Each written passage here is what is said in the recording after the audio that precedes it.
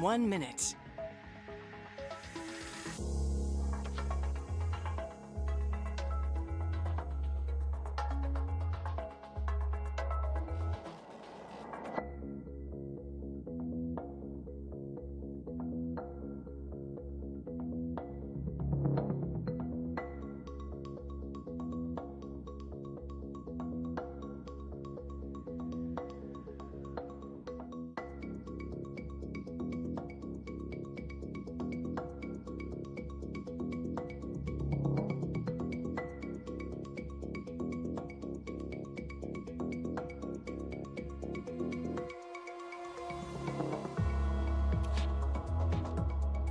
The Editor-in-Chief is live in 10, 9, 8, 7, 6, 5, 4, 3, 2,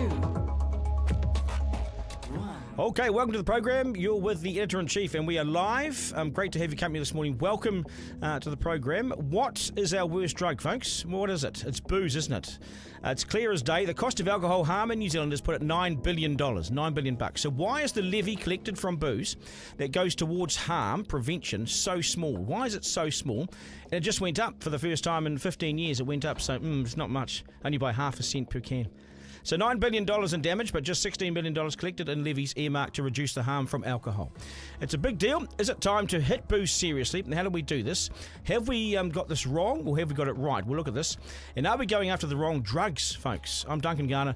And the open line is 0800 863 293. You can text me 3598. It comes to me direct. You can jump on the YouTube, TikTok link, leave a comment. All the details are there, of course. Call the open line, 0800 863 293. It is news time. Here's MediaWorks Deputy News Chief. It's Grace Cocker. Good morning. Democrats are raising the alarm over a US Supreme Court decision that presidents have absolute immunity for official acts. The ruling all but guarantees that Donald Trump won't face a subversion trial before the election. CNN's Alana Train says he's claiming victory.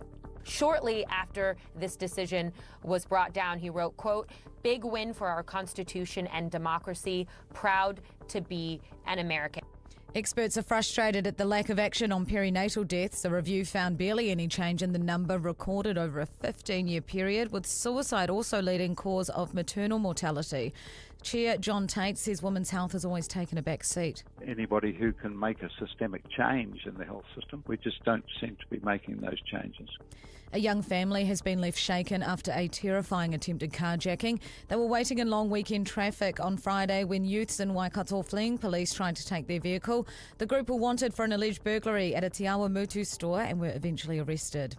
An American nurse is calling on New Zealand hospitals to roll out safer patient ratios. Bonnie Castillo helped get them over the line in California and is speaking at a conference in Wellington. We must have the political will to ensure that there are enough nurses at the bedside to give just the very best care. Ukrainian convicts, including murderers, are being offered their freedom in exchange for joining the war against Russia. It's the first time the prison population has been included in Kiev's military draft. To sport, world tennis number 123, Lulu Sun, has caused a big upset on day one of Wimbledon. The 23-year-old from Tiano beating 8th seed Qin Wenjung in 3 sets. New Zealand's named a 3-strong eventing team for the Paris Olympics. Husband and wife Tim and Janelle Price have been selected along with Clark Johnston. Caroline Powell, who won badminton this year, has been named as a travelling reserve. And in football, France have beaten Belgium 1-0 to book a Euro quarter-final spot. That's news and sport. All right, thanks, Grace. Hey, and good news. The good news keeps coming with this government. Ram rates.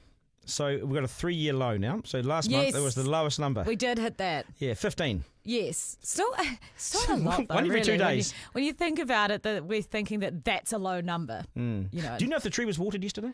Because it's still... I did not pay any attention to its watering, and I did not water it. I'm not a green thumb. No, we need to keep green it alive. Green finger, whatever 15 ram raids, and that's regarded as now success. 0800 863 293. What's your worst mistake on booze? What's the worst thing you've done when it comes to alcohol?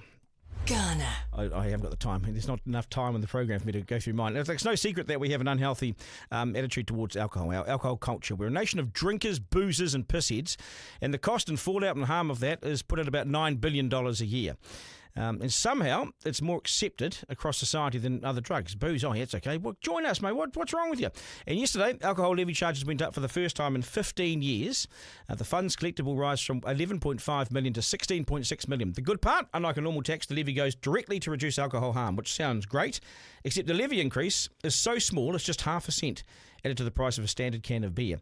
So when the cost of alcohol harm in New Zealand is put at $9 billion, what's the point? $16 million. Advocates say it's simply not enough, and Andrew Galloway from Alcohol Healthwatch joins me now. Andrew, g'day. Nice to see you. Good to see you too. Yeah, so it's the first increase in 15 years. About time, probably? Absolutely. Look, we do congratulate the Ministers, Ducey and Reti, for raising the levy. It could be more. What should it be? The Allen and Clark report, another big report that landed the same week as the levy decision, estimated a raise to 37.3 million would only raise the price of a unit of alcohol by 1.1 cent, but 37.3 would provide a lot more dollars for that good harm prevention work. How do they get to the $9 billion figure? I mean, people often ask me, what's the $9 billion? Well, you can see it, the car crashes, the domestic assaults, the savage sort of behaviour. Yeah, it's a good question, and it's a 150-page report. I brought it with me in case you wanted to read a copy. Something for the weekend. But it's done by economists. NZIE, a credible organisation funded by the Public Health Agency, part of the Ministry of Health. And they followed a methodology that a Canadian report followed. So it's a good methodology. It's estimating. So there isn't data for all of those some of those costs it brings up, like you talked about, road trauma, disability-adjusted life years, fetal alcohol spectrum disorder, intimate partner violence, child maltreatment. Some of those aren't collected or reported on, but they make an estimation based on evidence. So it's an evidence-based report. It's a social cost estimate report. It's a good report, and I think the $9.1 billion is a fair estimation of the harm. And would you like to see this happen every year? The government just sort of baselines it in the budget that there's increases every year? I think so. I think it would be really great. And look, one of the first recommendations of the Allen and Clark report on the levy was that we did need to do some more evidence building of that cost, but also have a look at what the fund is doing. So what's it used for now? There was an organisation called ALAC. I worked for ALAC, so I'll disclose my interest. Worked for both ALAC and the Health Promotion Agency, who were both levy-funded organisations. And they really ALAC aimed to change the drinking culture in New Zealand. It was one organisation that focused on alcohol. Health Promotion Agency was a merger of ALAC and Health Sponsorship Council. I remember that one, So have we changed our drinking culture? I mean, let's be honest. Maybe in the cities, I don't know, but the provinces are still pretty rough. Are we still big drinkers? We are still big drinkers. Look, we've seen some positive indications that more people are choosing not to drink, but still the high 70% of people do drink. Is consumption coming down? Consumption's coming down. But that's a good thing, isn't it? It is a really good thing. And it could, it doesn't harm anyone to drink a little bit less, Duncan. That's for sure. Who's drinking? Who are our biggest offenders? Men drink more than women, and we do see rates of drinking higher amongst Māori, hazardous drinking higher amongst Māori and Pacific, and young people. So there's still over 600,000 people drinking at hazardous levels, according to the New Zealand Health Behaviour Survey. What's hazardous levels? That's every day, is it? That's estimated on an audit test, and it's a great question because I think the audit test is quite old, so it probably still, the World Health Organization have said there is no safe limit to alcohol consumption based on the fact that you can get cancer from even drinking moderate and low amounts of alcohol. So if you take that into account, I think the audit test probably needs contemporising. But what's the audit test? How does that work? There's 10 questions, and it's an international test on drinking. So it asks, have you ever blacked out? Have you ever done anything you regret? Those sorts of questions. Yes. A really good way of just saying whether or not after these 10 questions you have some hazardous drinking. Yeah, and it's evidence-based. Right, so you think it needs to be updated?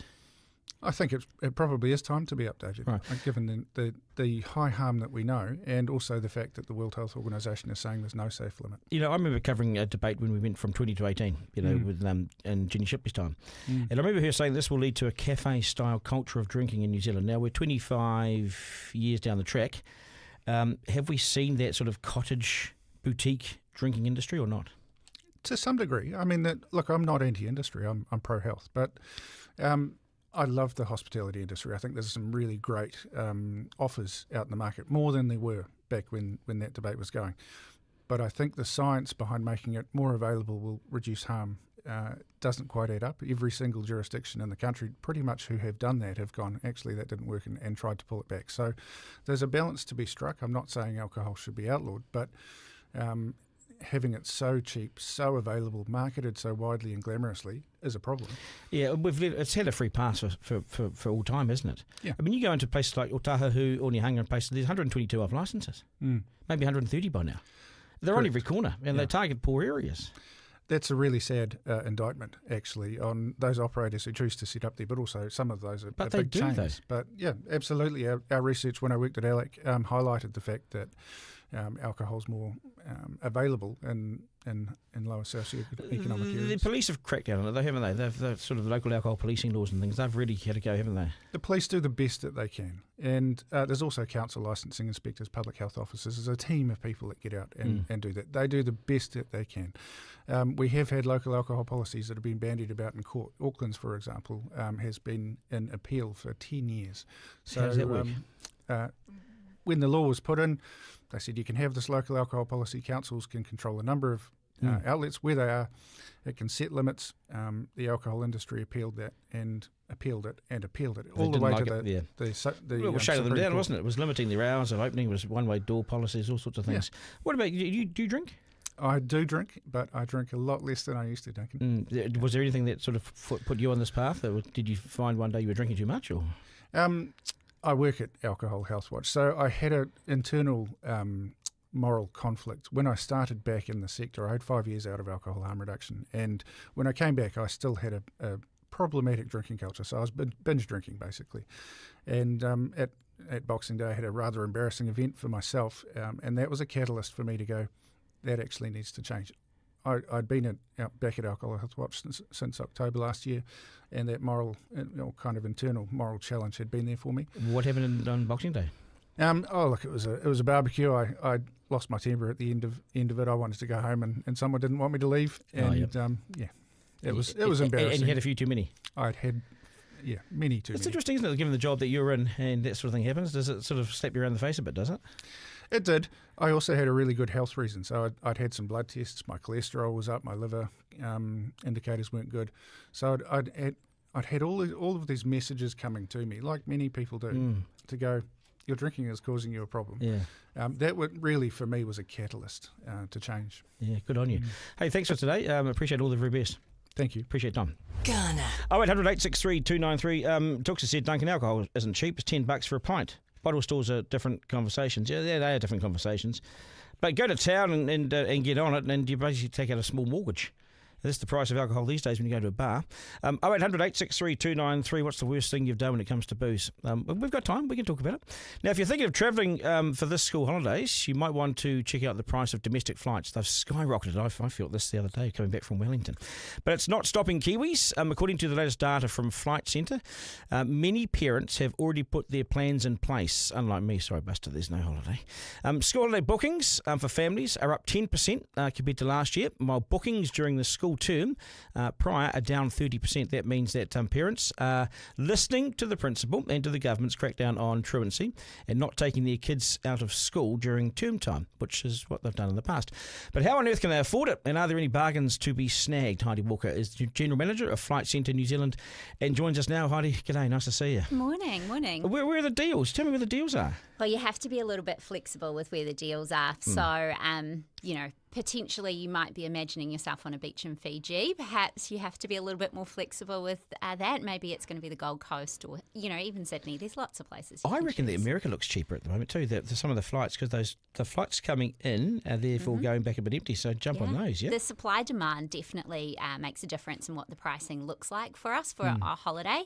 So it can look really good getting there, but, we always look at the total holiday for people. Yeah. So once you hit the ground and you have the rate of exchange and perhaps you have other things, those are part and parcel of what a travel experience. Are you noticing the recession? Are you noticing that people are less willing to go overseas or not willing to go overseas now? We're very lucky. What we see is the data in regards to how people are spending their money, that they're still valuing that time with family and friends. So we're not impacted as much as some other sectors are impacted, which, for us, when we love to deliver holidays to people and create memories, it's nice that that's something that people are still squirreling some money away So for. you're still seeing plenty of demand. Yeah, we are. What about the school holiday stuff? So they're doing it now in the holidays rather than on these sort of fringes or the sort of bookends of it, are they? Yeah, absolutely. So just I think everyone's a little bit worried about being in trouble, but perhaps also with the teachers. But the other thing is, school holidays books out well in advance, so people are just being a little bit more planned now, kind of understanding that. And I think after COVID and having your children out of schooling for a while, perhaps that's more important, which, I can understand as well. Where do New Zealanders still love to go? Whereabouts is it Fiji?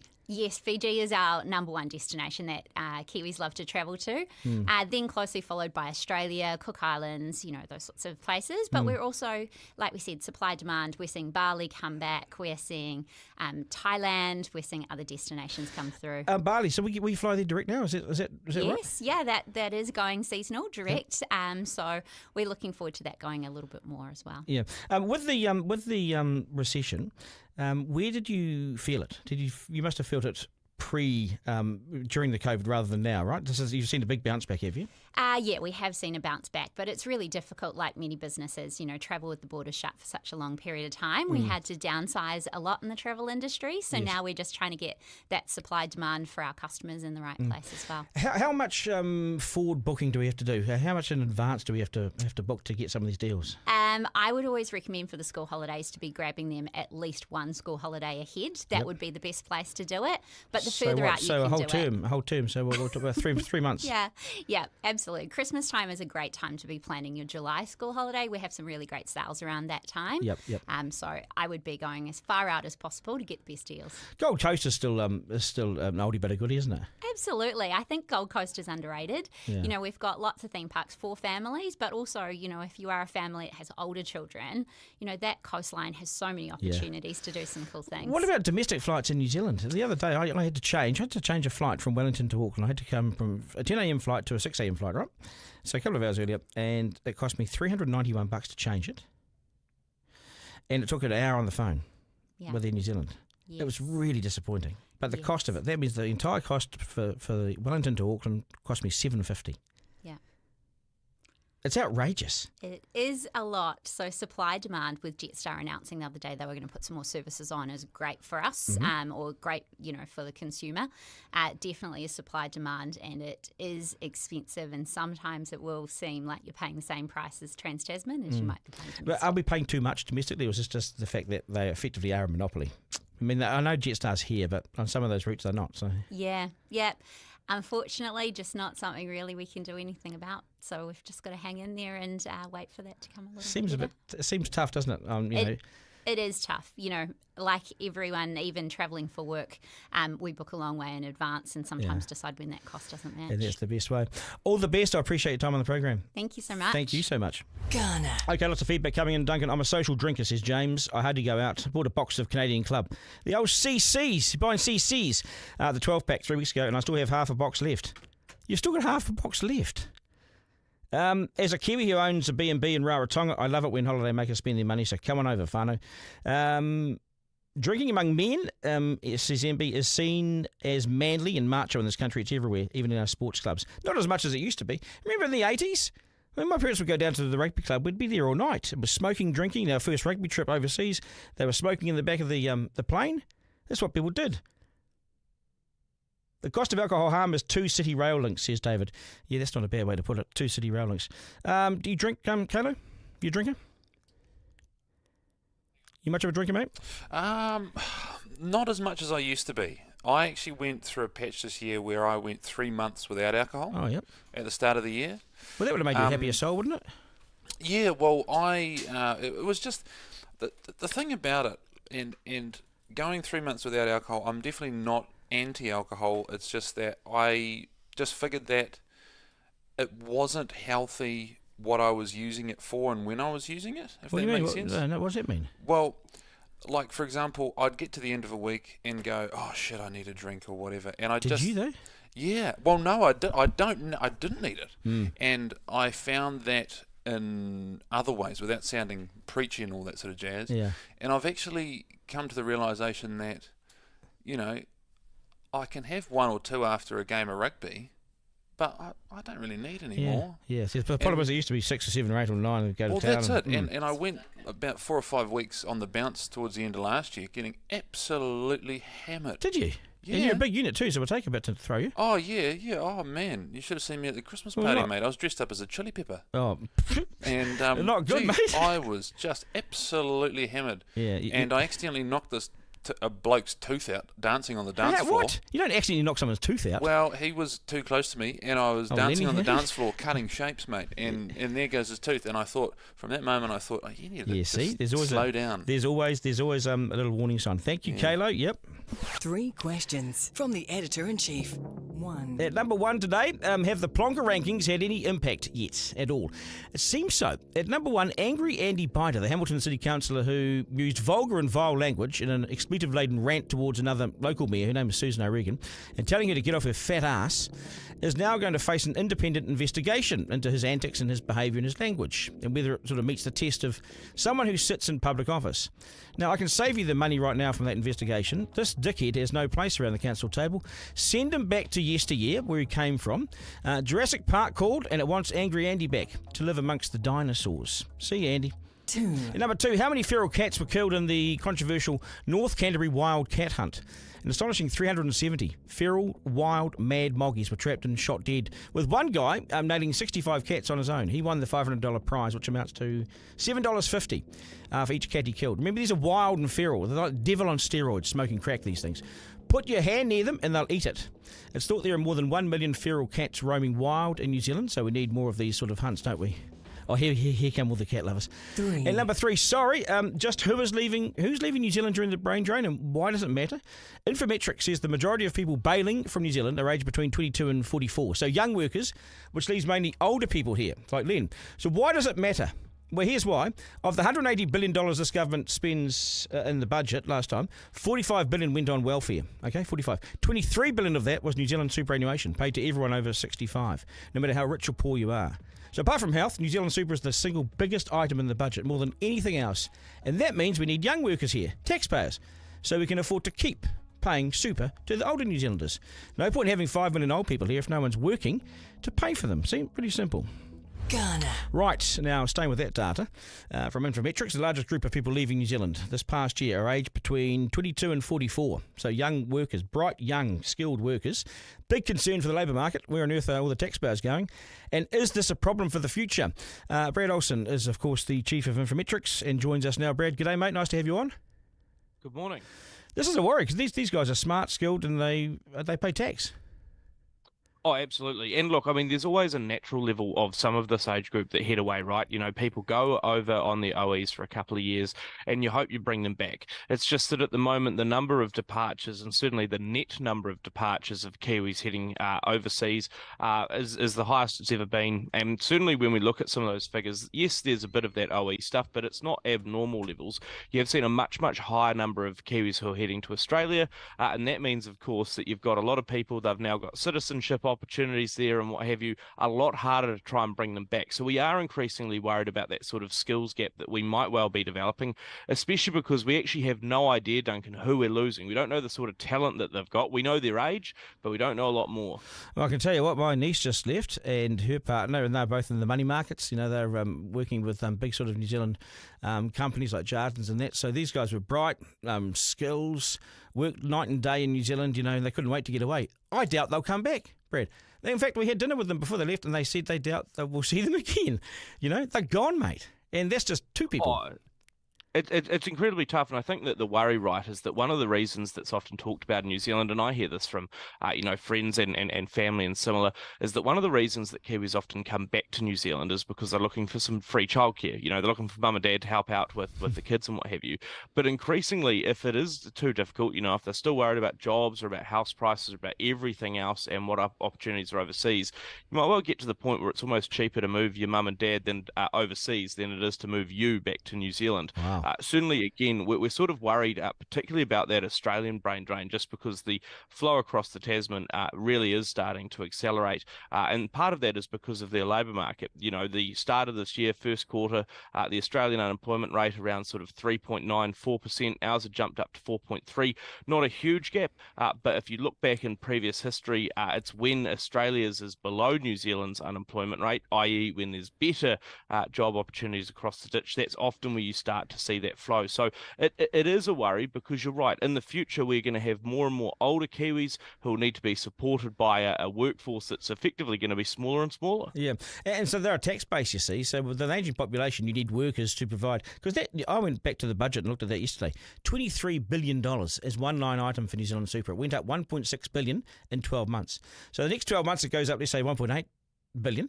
It just continues to go like that. It's an astonishing one line item. It's the biggest one line item in there apart from health.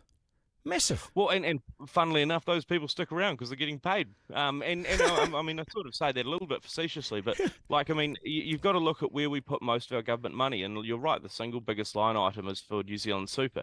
Now, increasingly as well, and I think people don't fully understand this, is just because you might have been paying your taxes for, however many years, hasn't really meant that you've built up a bunch of money that will pay for your super in future. Because we have a pay-as-you-go system, the money that I'm paying in my taxes today will pay for, those people who are currently on New Zealand Super. There's no money that I'm saving up or that the government's saving up that much on my behalf. There's a little bit in the Cullen Fund, sure, but effectively what we've got is, you go back sort of into the 1980s or so, and there are about 6 workers sort of paying in taxes to support every retiree.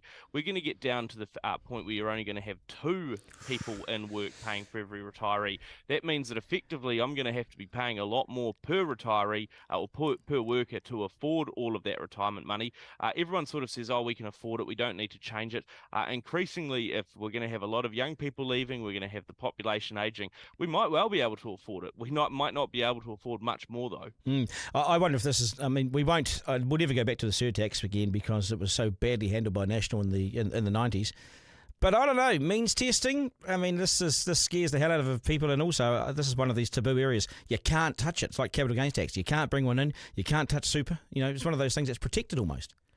Oh, and I find it so frustrating. Look, I'm not a massive fan of the idea of means testing, only because, look, if it's a universal benefit, if you're going to means test, I'd sort of just rethink the entire thing.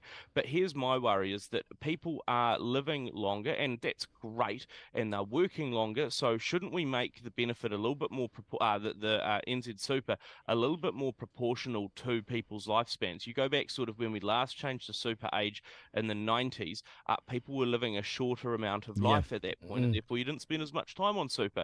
As things have adjusted, as life adjusts, I find it hard to believe that this is the golden goose we can't touch. We did it in the 90s, and somehow from the 2000s we seem to have locked down a bunch of stuff and said, we've locked it down, we've thrown away the key, we can never look at it again, and I hope that we figure out some sort of magic fiscal wand out the other end. We won't. Yeah.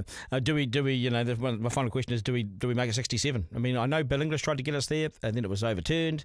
We've had a bit of a dabble at this, but it keeps getting rolled with politics. We almost need some sort of group at Parliament, like the Super Accord, to come back and say, right, we agree with this as a Parliament, okay? But then it can't be messed with in the future. Well, and it's still, look, you can't bind a future parliament. I totally get that. But I do, again, my point there is that increasingly we're seeing people spend more than 20% of their life on New Zealand Super. That was never how it was designed to be. As we get a larger number of people on New Zealand Super who are living longer and spending longer on New Zealand Super, I think it's more than justified to go, look, we're not taking anything away from you. We're just saying that, look, everyone gets a certain amount, 18% of life-ish on Super. As that age extends out, then we're going to shift everyone out as well. Yeah, interesting. That'll get the critics going. Hey, good on you, Brad. Always appreciate it, mate. Take care. Thank you. Garner. Okay, 0800 863 293. Duncan, it's unfair to increase the age of super.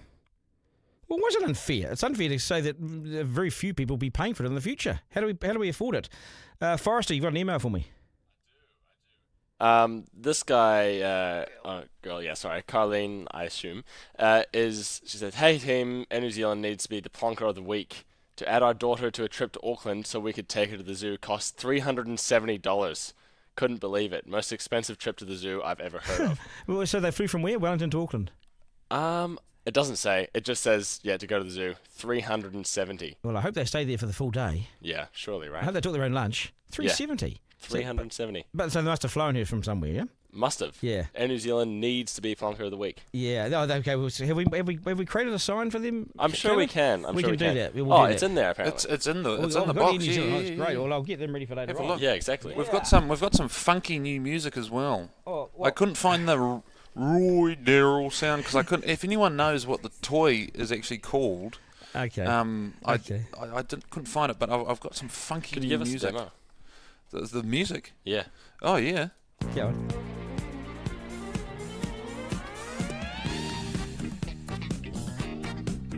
I like it. I did a glow stick.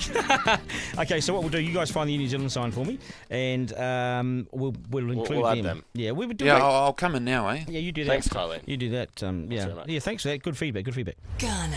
Okay, so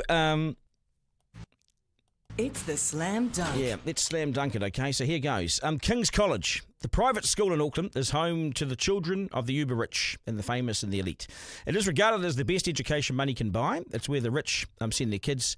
And it's regarded as one of the most elite schools in New Zealand. That's a given. They also target kids with sporting prowess and offer full scholarships, which can be worth up to about $50,000 a year, which is the cost of boarding and tuition for a year. This school has traditions. It takes itself seriously, and it prides itself on getting results and being upstanding citizens and the future leaders and decision makers in this country. So good on them. Excellent. Why am I telling you this? Because they just got done for cheating. And sorry, this is a bit personal, but here goes. Cheating. They undertook in the weekend. They did this in the weekend. It has no place in sport, and they have now rightly been pinged. Now, I'm just giving them some publicity for it.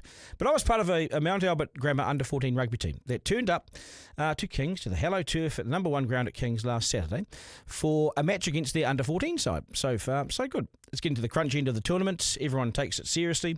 Both Kings and Mags are middle of the table, and a win is vital to get into the top 4. So the game gets underway. And it's clear that Kings have quite a few mature lads, which is not unusual for Auckland schoolboy rugby. But our guys recognise some of these lads as being much older, like 2 years older. And rather than stop the game, we follow the process and complain to the relevant authorities. And yesterday, within minutes of the complaint landing, Kings were found guilty of stacking their side with boys from other older teams in an attempt to beat us, which they did. This is not sour grapes, this is cheating. Cheats ultimately get caught, and they were caught out, which is so disappointing from them. Firstly, having bigger boys bully younger boys, that's not safe. Then there's the practice of cheating itself to consider. Whose idea was it? Was it the coaches? Was it the management? Was it the players, parents? Presumably they're all in on it because it's obvious, right? These kids don't normally play on the side. It's so rank and so wrong, and I think Kings need to be kicked from the competition completely. Get them out. Who else have they done it to? Did the principal know? What repercussions internally will there be at the school? Our boys train hard for this. And this is the last thing you'd expect from Kings, isn't it? Well, I'm glad the authorities have acted, but they need to go further, and this needs further scrutiny and further publicity.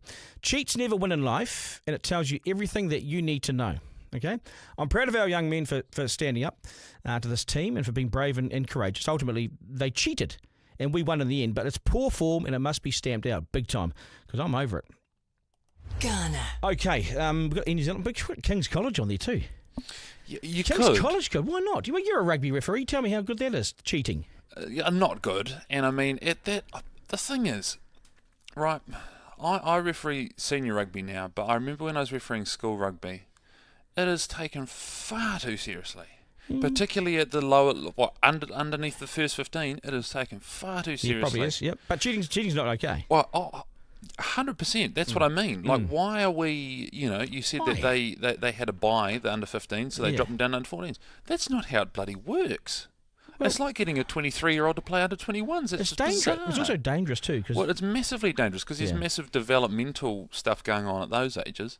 I mean, I was always a bigger kid, so I always played up. But geez, it's just bizarre. I was a halfback. I think we would have clashed on the field as a referee. I was a bit talky. Oh, you were a bit talky. Yeah. Oh, funny that. Yeah, I would question probably you. Probably why you host the show. Anyway, so Plonker Rankings, Air New Zealand's on the way. We didn't have an Air New Zealand sign, so what I've done here You've made one. is I've made one out of tape and some Vivid, so I'll bring it in now. That's great, that's good. This is that's big budget. You let me know what the costs are for that, and I'll reimburse you next Monday if you can just send me an invoice. So this is what we're going to do, folks. We're going to now... Kayla can do this. I've got people. You put that up. Where should we put it? Well, they're on the way up, right? They're on the way up. At the top. Whack it at the top. Let's knock off Brian Tamaki and Colin Peacock. We'll drop them down. So here's my rankings. Come in, Kayla.